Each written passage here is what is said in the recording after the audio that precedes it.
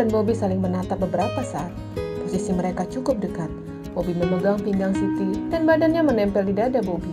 Posisi mereka seperti yang ada di film Bollywood. Hanya saja mereka tidak bernyanyi dan tidak bergoyang. "Kamu tidak apa-apa?" tanya Bobby masih memegang Siti. Aku tidak apa-apa," sahutnya gugup lalu buru-buru menjauh. Dia jalan lebih dulu dari Bobby, terus berjalan, tapi suara Bobby membuat langkahnya terhenti. "Siti, motornya di sini," panggil Bobby. Karena grogi dia tidak sadar jika dia telah melewati motor yang diparkirkan Bobby. Pria itu segera menghampiri Siti yang dia mematung. "Ayo," ujar Bobby. Siti duduk menyamping sama seperti yang dilakukannya tadi. Di awal perjalanan tidak terjadi apa-apa, tapi tiba-tiba Bobby mengebut, membuat Siti sontak memeluk pinggang pria itu. "Kenapa ngebut?" teriak Siti yang kaget. "Aku kebelet," sahutnya yang sudah tidak tahan. "Pegangan Siti," teriaknya yang sudah tidak tahan. "Hati-hati, aku belum mau mati," teriak Siti. "Tapi kemarin kamu bunuh diri." "Bobby," Siti mencubit pinggang pria itu. "Au, cubitanmu seperti nenek," godal Bobby. "Kamu sih," gerutunya. "Canda," guraunya. "Tapi kamu kalau merengut manis juga." Siti kembali mencubit pinggang pria itu. Sontak Bobby meringis. "Jangan cubit, cium saja," guraunya. Seketika Siti langsung melepaskan tangannya dari pinggang Bobby. Tapi pria itu kembali meletakkan tangan Siti di pinggangnya. "Aku tidak mau kamu jatuh, jadi peluk pinggangku," ujar Bobby sembari memegang tangan Siti. Wanita itu hanya menatap punggung Bobby. Ada rasa grogi ketika tangannya dipegang pria lain. Selama ini tangannya selalu dipegang Paijo. Tapi kali ini pria lain, yang tentunya membuatnya risih. Siti kembali menarik tangannya. Hal itu membuat Bobby mendengus kesal. Dia sedang berusaha untuk mendekatkan diri, tapi Siti seolah-olah menutup diri. Akhirnya Siti menjaga jarak. Duduk tetap menyamping, tapi dia berpegangan pada belakang motor. Ketika mereka telah sampai, Bobby langsung menyerahkan kunci motor ke Siti. Lalu dia berlari masuk ke dalam rumah. Tak berapa lama, sebuah mobil masuk ke dalam pekarangan. "Giwang," gumam Siti yang tahu jika itu adalah mobil Adlan. "Siti?" panggil Giwang yang kala itu sudah turun dari mobil. Siti segera menghampiri Giwang. "Oh, Gewana, tante kangen," ujar Siti lalu mengambil alih menggendong Gewa. "Hai Gana," sapa Siti kepada anak Kiki dan Agung. "Apa kabar Siti?" sapa Ibu Ima.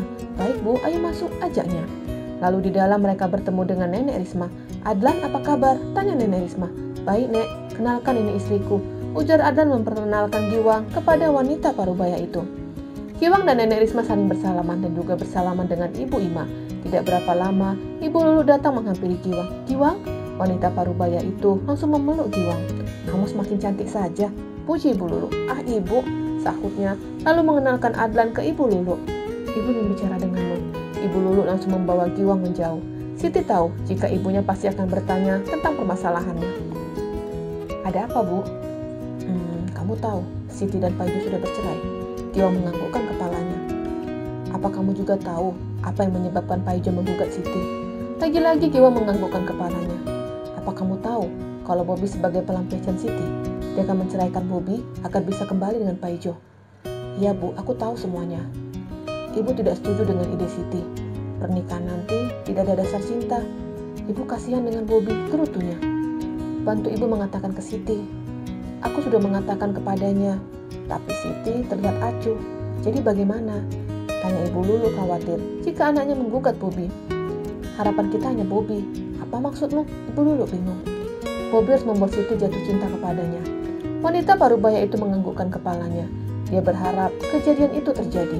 Malam hari, ketika telah selesai makan, Bobby dan Adlan duduk di beranda. Mereka bukan membicarakan masalah pekerjaan, tapi membicarakan masalah pernikahan Siti dan Bobby yang akan dilangsungkan besok. "Bagaimana?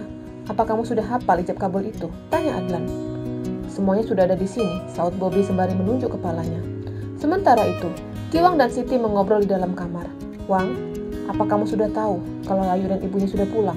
"Apa? Kapan pulangnya?"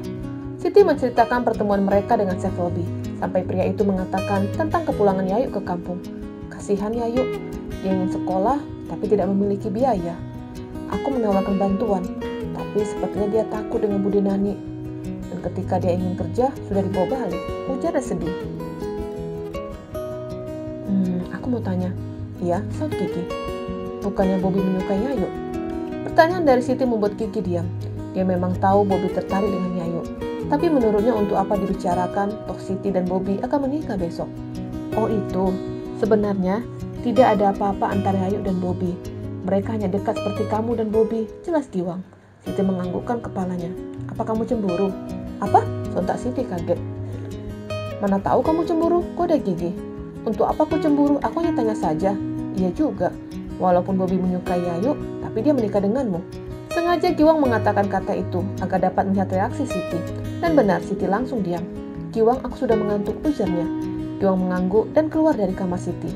Dia tahu perangai Siti yang pasti ingin menyendiri. Sahabatnya pasti sedang memikirkan ucapannya.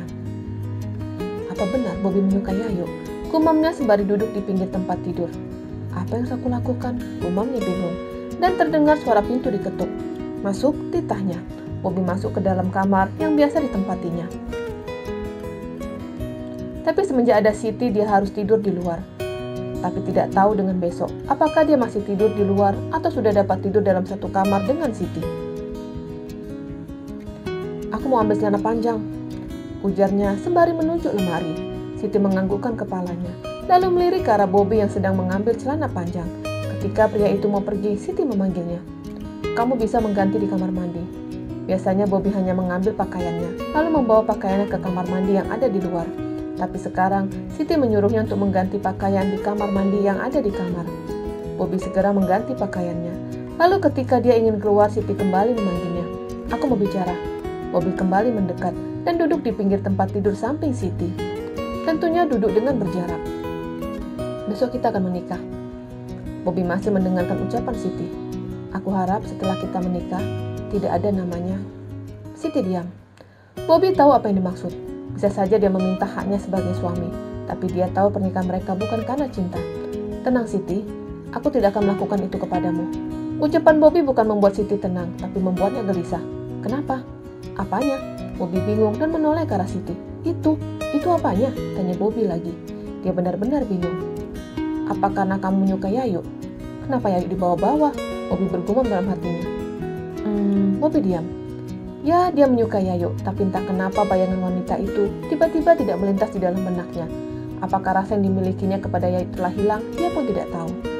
Jawab saja, suruh Siti dengan intonasi tinggi. Hal itu membuat Bobby bingung. Jawab apa? Tanya Bobby lagi. Kamu menyukai Yayu kan? Iya kan? Aku? Kalau kamu menyukainya, kenapa kamu menikahiku? Tanyanya dengan intonasi tinggi. Kenapa dengannya? Bukannya dia yang melamarku? Kenapa sekarang aku dimarahi? Wanita benar-benar membingungkan. Katakan, kalau kamu menyukai Yayu, desak Siti. Kalau aku katakan aku menyukaimu, apa kamu percaya? Ucapan Bobby membuat Siti terdiam. Aku akan menikah denganmu, tak peduli dengan perasaanku. Aku tahu kamu masih mencintai Paijo. Jadi apa salah kalau aku dulunya memiliki perasaan kepada Yayu? Siti kembali terdiam. Dia benar-benar egois. Dia masih mencintai Paijo, bahkan masih memikirkan Paijo. Tapi kenapa dia tidak suka Bobby memiliki perasaan kepada Yayu? Kita mau menikah. Jadi jangan pikirkan yang lain. Lupakan Paijo dan aku akan melupakan Yayu, ujarnya. Yang sebenarnya dia sudah melupakan Yayu. Jika dia masih menyukai gadis belia itu, pasti dia akan menolak lamaran Siti. Entah kenapa, ketika di rumah sakit dia memiliki ketertarikan dengan Siti. Bersambung.